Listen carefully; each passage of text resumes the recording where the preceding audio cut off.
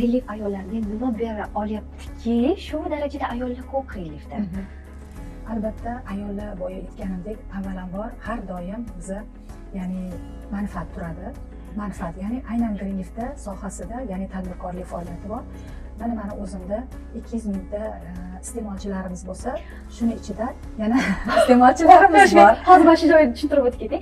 Demak, Greenleaf korporatsiyasini o'zini har bir hamkori bilan maxsus ofisi mavjud. Bu har bir insonda bo'ladi. Greenleafda ishlaydigan har bir inson bo'ladi. Demakki, o'sha yerda sizni deylik Greenleaf oilangiz 200 mingdan ko'p. Albatta, butun SNG bo'yicha 200 ming degani bu iste'molchilarimiz.